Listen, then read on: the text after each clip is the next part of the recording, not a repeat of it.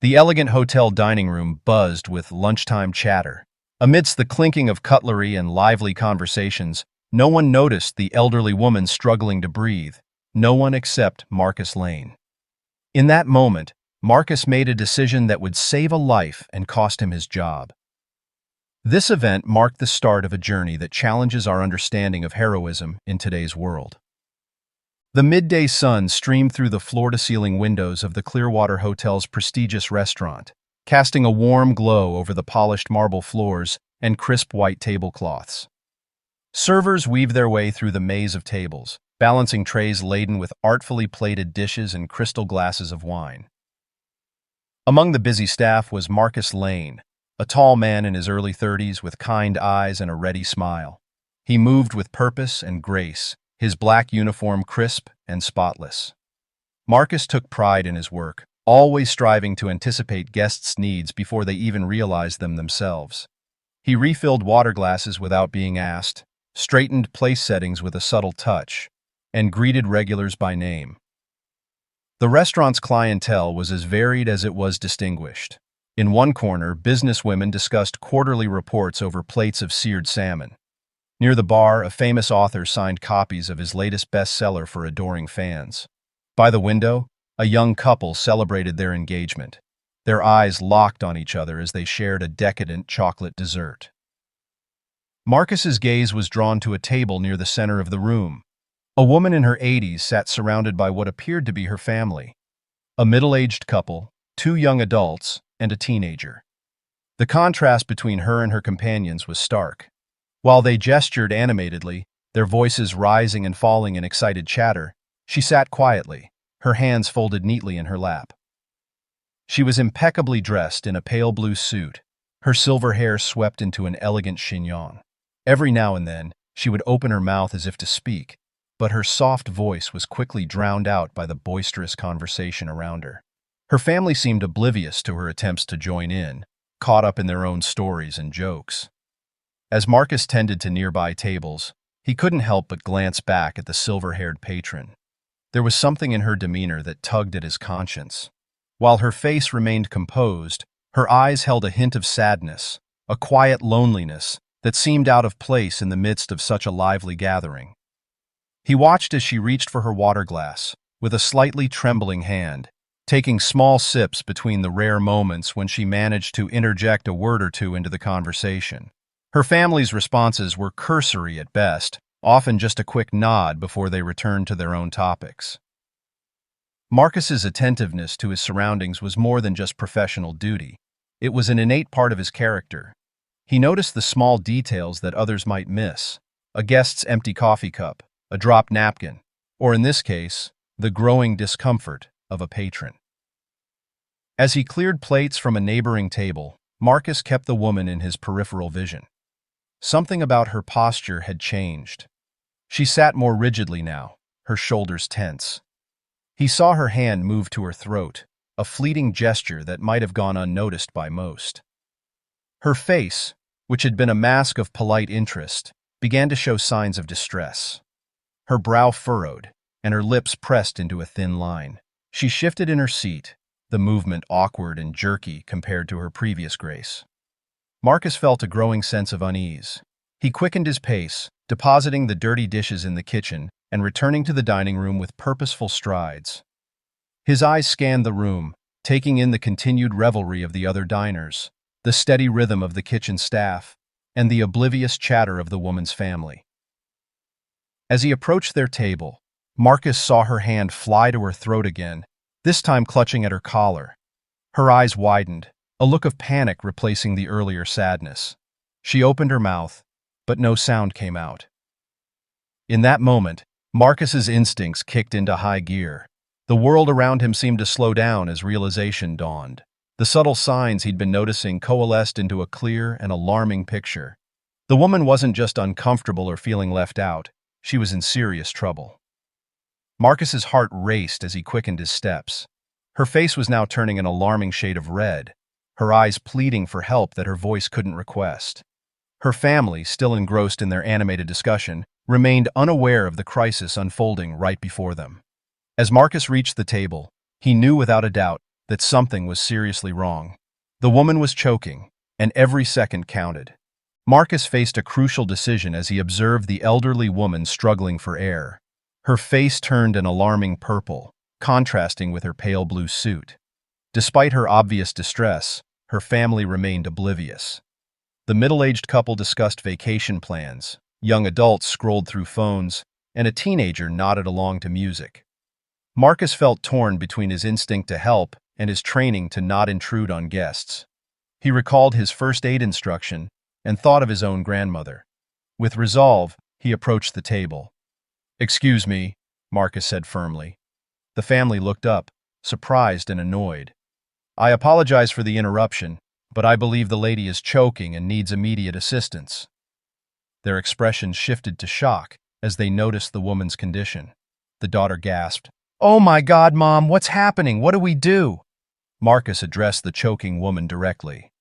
"Ma'am, I'm trained in first aid. May I help you?" She nodded, and Marcus helped her to her feet. He positioned himself behind her, explaining his actions to the woman and her now attentive family. "I'm going to perform the Heimlich maneuver," he said, placing his hands correctly. "This might be uncomfortable, but it's necessary to dislodge the blockage." The family watched in stunned silence. The teenager removed his headphones, eyes wide with fear. The young adults set aside their phones, faces pale with worry. Marcus focused intently, knowing the next movements were crucial. He positioned his hands, ready to begin the abdominal thrusts that could save the woman's life. The restaurant seemed to fade away as Marcus prepared to act.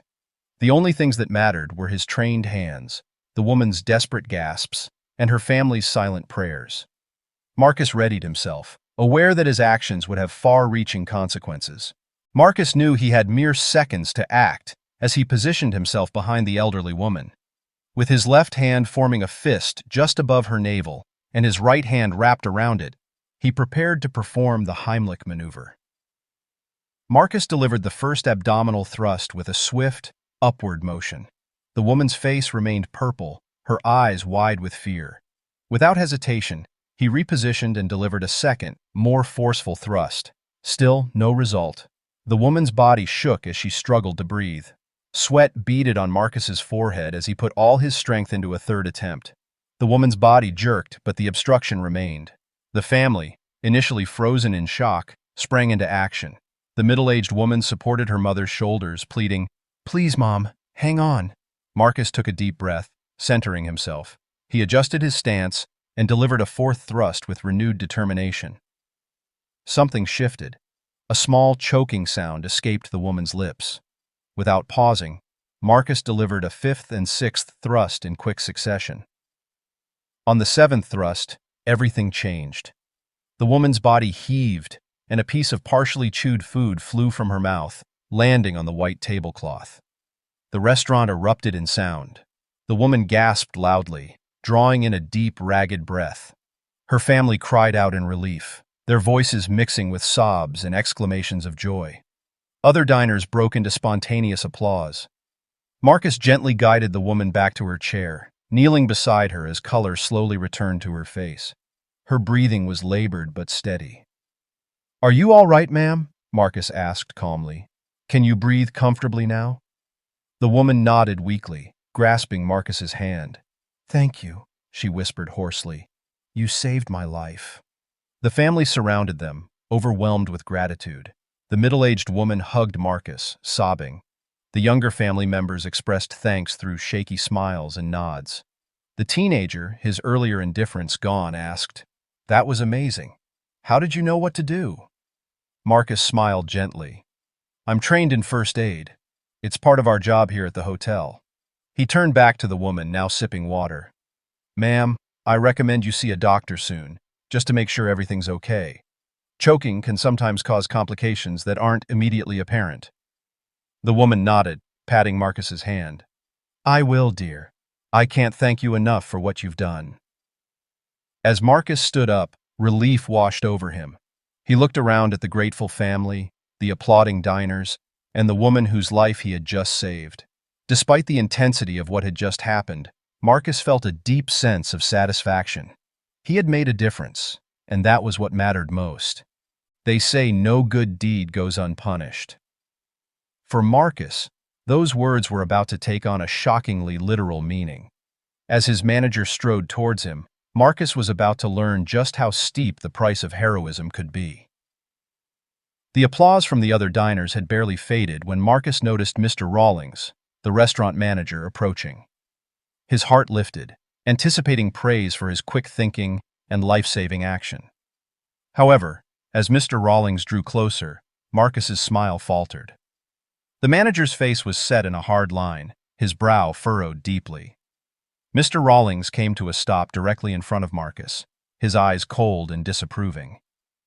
"Mr. Lane," he said, his voice low and clipped, "what do you think you're doing?" Marcus blinked, confusion washing over him. "Sir, I was helping this guest. She was choking, and I performed the Heimlich maneuver to—" "I'm well aware of what you did," Mr. Rawlings cut him off sharply. "You disregarded our protocols, caused a scene, and took it upon yourself to act without proper authorization."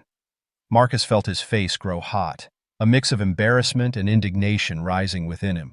"But sir," he protested, "she was choking.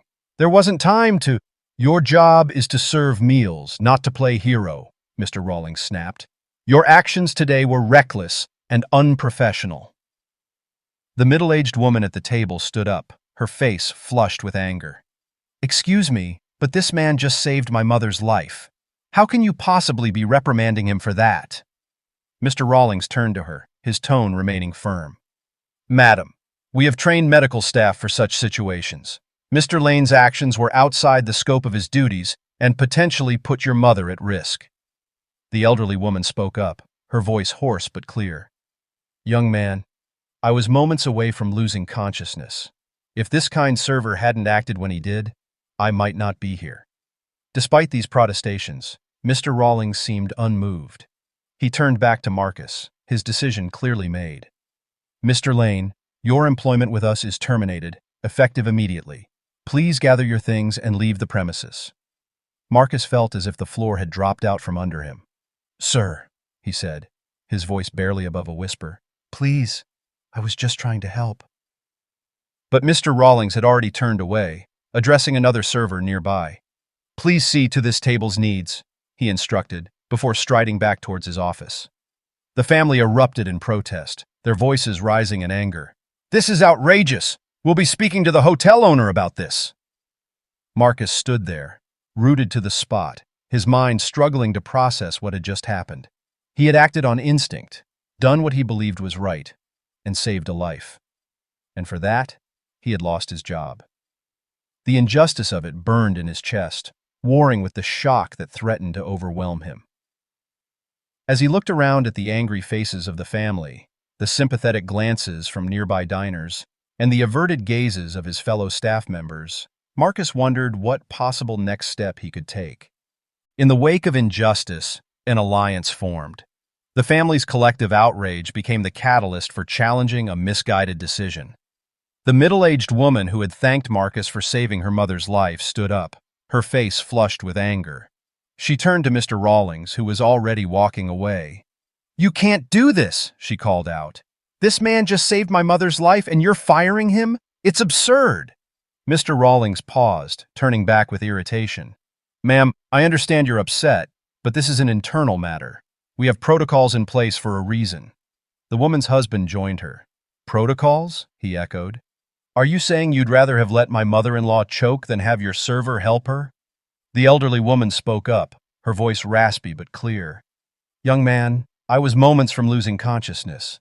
If Marcus hadn't acted when he did, I might not be here now. How can you punish him for saving my life?" Mr. Rawlings' expression softened slightly, but his stance remained firm. "I appreciate your gratitude, ma'am, but Mr. Lane's actions, while well-intentioned, were outside the scope of his duties. We have trained medical staff for emergencies." The young adults and the teenager added their voices to the protest, emphasizing Marcus's quick action and the potential consequences of waiting for medical staff. Mr. Rawlings' patience wore thin. "I understand you're all upset, but this decision is final. Now, if you'll excuse me, I have other matters to attend to." As he turned to leave, the middle-aged woman made a swift decision. "No," she said firmly. "This isn't over. We want to speak to the hotel owner." Her husband agreed, and the elderly woman added her request. "Please, I insist on speaking with the owner. What's happened here today is not right, and it needs to be addressed." Other diners in the restaurant began to murmur their agreement. Faced with mounting pressure, Mr. Rawlings's resolve wavered. He glanced around the dining room, noting the disapproving looks from other guests. Finally, he let out a resigned sigh. "Very well," he said. "I'll see if I can arrange a meeting with Ms. Barnes, the hotel owner. But I must warn you, she's likely to support the hotel's policies." "We'll take our chances," the middle-aged woman said firmly. As Mr. Rawlings retreated to make the call, the family turned their attention back to Marcus, who had been standing silently throughout the exchange. "We're not letting this go," the elderly woman assured him, reaching out to pat his hand. "You did a brave and wonderful thing, and we're going to make sure everyone knows it." Marcus nodded gratefully, still somewhat dazed by the rapid turn of events. As he watched Mr. Rawlings disappear into his office, he wondered what the next few hours would bring.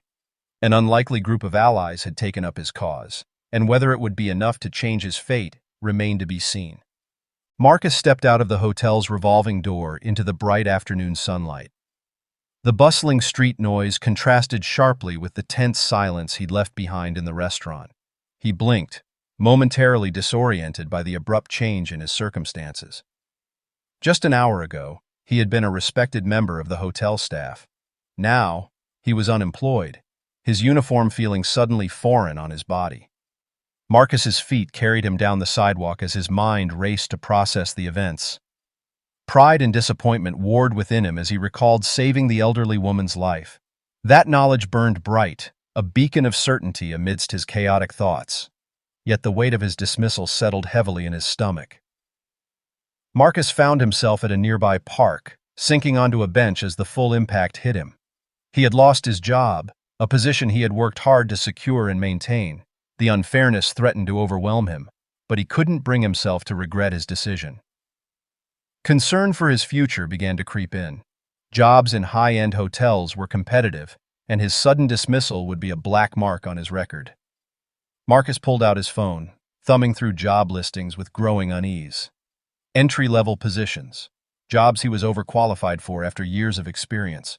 Was this what awaited him now? He considered his options. Should he fight the decision? The family's support had been heartening, their determination to speak with the hotel owner a glimmer of hope. But Marcus knew how these things often went. Big businesses had their policies, their layers of protection against lawsuits and bad publicity. As the afternoon wore on, Marcus weighed his choices carefully. He could fight, rally support, and challenge the hotel's decision, an uphill battle with no guarantee of success. Or he could move on, start fresh somewhere new, where this incident wouldn't hang over him. Marcus came to a decision. He would wait, at least for now. The family was meeting with the hotel owner. There was a chance, however slim, that the situation could be resolved without further action on his part. Fighting could always come later if necessary. He stood up from the bench, stretching muscles that had grown stiff from hours of sitting and contemplation. He felt drained, but oddly calm. The path ahead was uncertain, but he had made his choice. For now, he would wait and see what the next few hours would bring. As he began the walk home, Marcus allowed himself a small smile. Regardless of what came next, he had saved a life today. And in the grand scheme of things, that was what truly mattered. Ms. Lillian Barnes, the 62-year-old head of the hotel chain, sat behind her desk as she listened to the head of security recount the day's events. "So, you're telling me," she said calmly, "that one of our servers saved a guest's life and was then fired for it?" The security chief nodded uncomfortably. "That's correct, Ms. Barnes. Mr. Rawlings made the decision based on our standard protocols." Ms. Barnes leaned back, her brow furrowed. "I see. Show me the footage you mentioned." She watched the security feed intently, her expression changing from curiosity to pride as Marcus skillfully performed the Heimlich maneuver. Her pride quickly turned to dismay as she witnessed Mr. Rawlings approach Marcus and the subsequent fallout. "Pause it there," she instructed, her voice tight. She stood up, pacing behind her desk. "This is unacceptable. Absolutely unacceptable." She turned to the security chief. "Get me everything on Marcus Lane. His employment record, performance reviews, everything. And I want to speak with Mr. Rawlings immediately." As the security chief left, Ms. Barnes reviewed Marcus's impressive employee file. 5 years of exemplary service, multiple commendations from guests, consistently high performance reviews. Her determination to rectify this injustice grew with each detail she read. When Mr. Rawlings entered her office, Ms. Barnes listened to his explanation with a stony expression. "Let me get this straight, Robert," she said when he finished. "You fired an employee with an impeccable record for saving a guest's life because he didn't follow proper protocol?" Mr. Rawlings shifted uncomfortably, citing liability concerns, but Ms. Barnes cut him off. "What opens us up to liability is allowing a guest to choke to death in our restaurant because we're more concerned with protocol than human life." She stood up, her decision made. "I want Marcus Lane in my office within the hour. And Robert, we'll be having a longer conversation about this incident and your decision-making process very soon." As Mr. Rawlings left, Ms. Barnes turned to look out her office window. She thought of Marcus, probably at home right now, his career in shambles because he had done the right thing. She picked up her phone, dialing her assistant. "Clara, I need you to clear my schedule for the rest of the evening. We have a situation that needs immediate attention." Ms. Barnes felt a renewed sense of purpose. She had built her hotel chain on the principles of exceptional service and doing right by both guests and employees. Tonight, she would put those principles into action in a very real and meaningful way. With determination, Ms. Barnes began preparing for her meeting with Marcus. She had a wrong to right, and she intended to do it thoroughly and without delay. Ms. Lillian Barnes sat at her desk, reviewing the documents spread before her. Marcus's employment record, the security footage, and her notes from the family's plea. Each piece of information formed part of a complex situation she needed to resolve. She considered Mr. Rawlings' concerns about protocols and liability issues, acknowledging their importance in providing structure. However, as she recalled Marcus swiftly saving the elderly woman's life, she recognized the need for flexibility in life-threatening situations. Barnes noted Marcus's quick thinking, skilled execution of the Heimlich maneuver, and professional demeanor throughout the ordeal. These qualities aligned with the values she sought in her employees. Considering the broader implications, Barnes recognized that Marcus's actions exemplified the Clearwater's reputation for exceptional guest care. His dismissal, in contrast, sent a troubling message about prioritizing rules over human life. Barnes drafted a revised emergency response policy, empowering employees to act swiftly in life-threatening situations while maintaining necessary safety protocols. She also made notes for Mr. Rawlings' performance review and additional training, focusing on situational decision-making and balancing rules with common sense. Regarding Marcus, Barnes decided to reinstate him immediately. She drafted a commendation letter and outlined a promotion offer to shift supervisor, recognizing his judgment and composure under pressure. As she prepared for her meeting with Marcus, Barnes organized her thoughts on conveying her apology, appreciation, and the details of his reinstatement and promotion. She also planned to discuss the policy changes resulting from this incident. Barnes felt satisfied with her decisions, confident that she had upheld the Clearwater Hotel's values, recognized excellence in her staff, and initiated changes to benefit both employees and guests. With a sense of purpose, Barnes picked up her phone to call Marcus. She looked forward to turning this challenging situation into an opportunity for positive change and improvement within the organization. The phone rang, pulling Ms. Barnes from her thoughts. It was time to address the situation with Marcus and improve the Clearwater Hotel's policies. Marcus stood outside Ms. Barnes's office, his heart pounding. He tugged at his hastily donned shirt collar as he knocked on the door. Ms. Barnes greeted him warmly, inviting him inside. She sat next to him rather than behind her desk. "Marcus," she began, "I want to apologize for how this situation was handled. What happened to you was unjust and goes against our values." Marcus started to respond, but Ms. Barnes continued. I've reviewed the security footage and spoken with the family you helped. Your actions were heroic. You showed quick thinking, skill, and dedication to our guests' well-being. That's what we value at the Clearwater. Marcus nodded, his shoulders relaxing slightly. Thank you, Ms. Barnes. I just did what I thought was right. And that's why I'm offering you a promotion to shift supervisor, Ms. Barnes said. Your actions demonstrated leadership and commitment to guest safety. She briefly outlined the new role's responsibilities and benefits. Marcus listened intently, his eyes widening in surprise. This is more than I expected, Marcus said. Thank you for this opportunity. Ms. Barnes leaned forward. We also need to revise our emergency response policies. I'd like you to be part of that process. Your insight will be valuable in creating guidelines that empower our staff while maintaining safety protocols. Marcus nodded eagerly. I'd be honored to help with that. It's crucial our staff feel confident in helping guests in any situation. As the meeting concluded, Ms. Barnes stood and extended her hand. Do you accept our offer? Marcus shook her hand firmly. Absolutely. I'm grateful for this chance, and I'll do my best to meet your expectations. Leaving the office, Marcus walked with renewed confidence. The day that began with saving a life and losing his job ended with a promotion and an opportunity to improve hotel policy. He looked forward to the challenges his new role would bring at the Clearwater Hotel. As the elevator doors opened onto the lobby of the Clearwater Hotel, Marcus stepped out, smoothing down his freshly pressed uniform.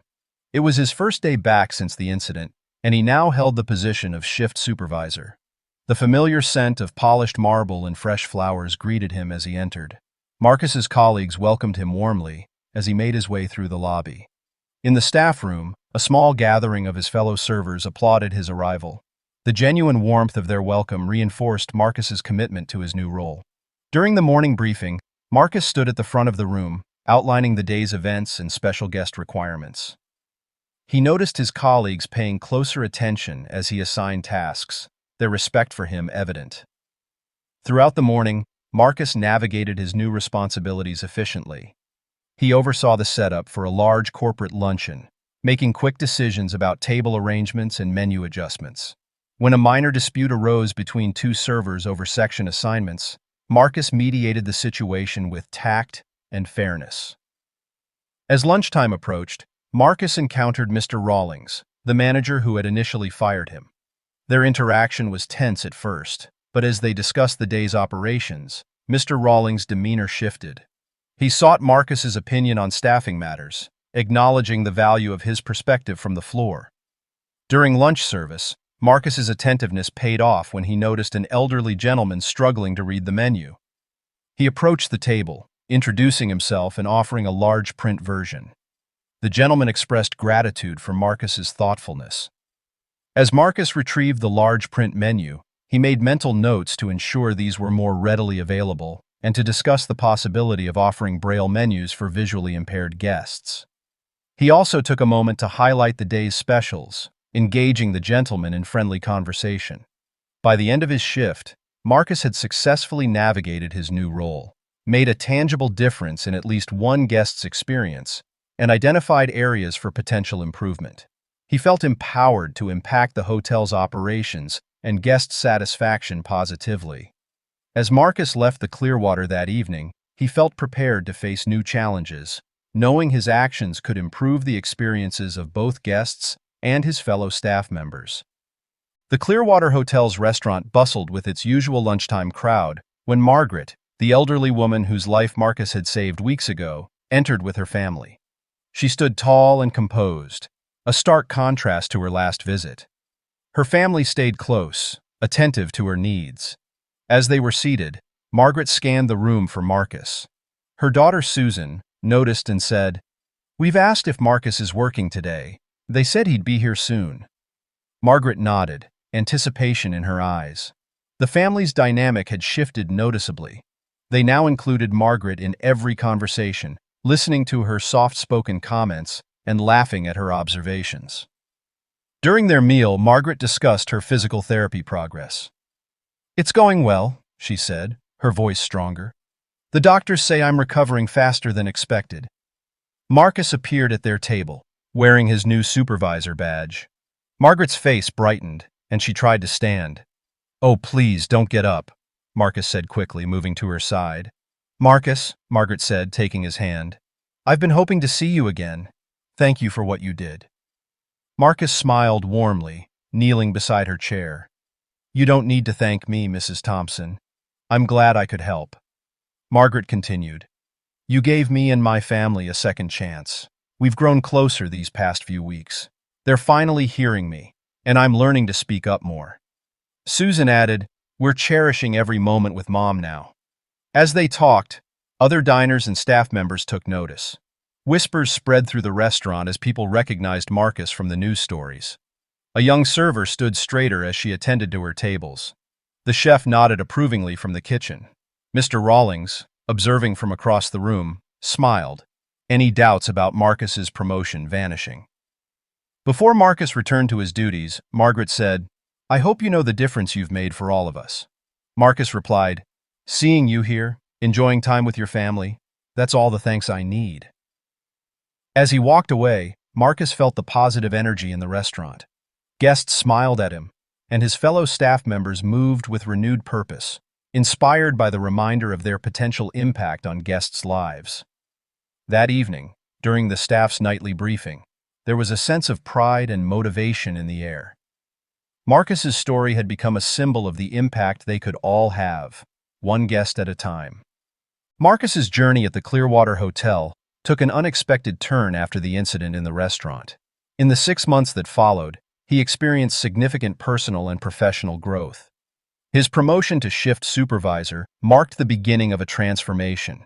Marcus developed increased confidence in his decision-making abilities, trusting his instincts and acting decisively. This newfound assurance allowed him to become a mentor to junior staff members, offering guidance and organizing informal training sessions.